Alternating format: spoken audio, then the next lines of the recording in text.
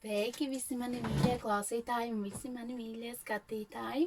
Mani sauc Kristīne, un šodien es jums izlikšu gan eņģeļu kāršu salikumu, gan taro kāršu salikumu par to, kas mūs sagaida no 7.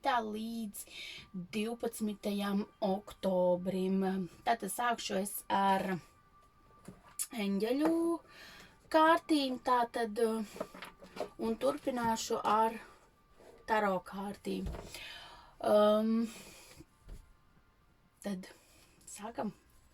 Tātad parādat man lūdzu mīļie eņģelīši, kas mūs sagaida no 7. līdz 12. oktobrim. Nu, lūk, mums jau lec ārā.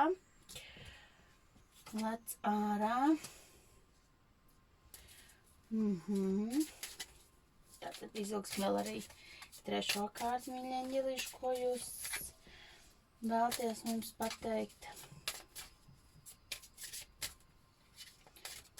Tā. Tātad tā.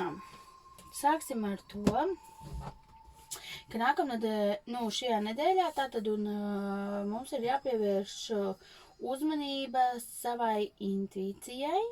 Arī, ja, tātad intuīcija mums šonedēļ ļoti daudz par ko teiks priekšā, mums viņā būtu tā kā jāieklausās, jo acīm redzot kaut kādi notikumi, kādēļ tie visi, kas man skatīsies un klausīsies, kaut kādi notikumi būs tieši saistīti, kam jums būs jāpievērš uzmanība, tieši jāuzticās par lēmumu pieņemšanu vai par kaut ko citu, tieši savai intuīcijai.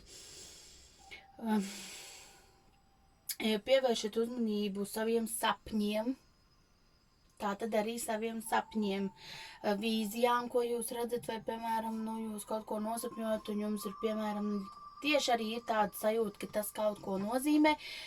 Pat vislabāk ir pierakstat savus sapņus, un tad jūs redzēsiet, ja jūs manīsiet kaut ko, sajutīsiet, ka jums no tā sapņa izrieš kāda situācija un ir kaut kas, ko jums liekas, es taču to jau kaut kur esmu redzējis vai dzirdējis, tad paņemat kaut ko no tā un jūs saprotat, kā izdarīt visu tā, lai jūs izdarīt par labu sev.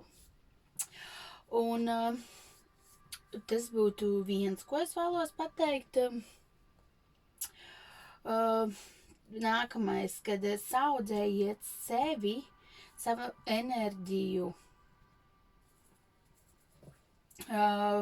pret situācijām, kas notiek visriņķī, jums saudzējiet sevi, neļaujot citiem ietekmēt jūsu pašsajūtu. Ja jums nav vēlme kontaktēties ar kādu cilvēku, nedariet to. Vienkārši nedariet to. Saudzējiet sevi un savu enerģiju, pievērsieties tam, kam jums patīk.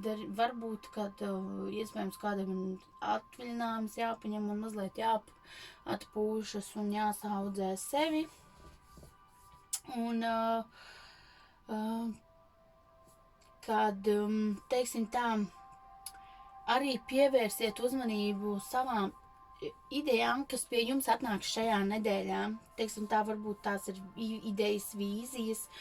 Tās ir vienkārši ziņas, kas jums tiks sūtītas no augšas, kuram jums, kas ir, teiksim, piemēram, jūs ļoti kaut ko ļoti vēlties, un tas ir kā atbild uz jūsu lūgšanām, kad jūs kaut ko ļoti, ļoti vēlties, un tā ideja, vai, piemēram, tas, kā realizēt tā ideja, tā vīzija šonedēļ pie jums var atnākt.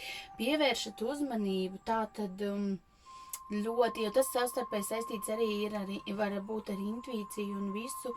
Var sakot, esam ļoti uzmanīgi šonedēļ un klausamies ļoti paši sevī, savās vīzijās, savās idejās, jo tās jums, teiksim, var palīdzēt, varbūt pieņemt kaut ko ļoti sen ilgi gaidītu lēmumu par kaut ko. Katrā ziņā kaut kas ļoti svarīgs.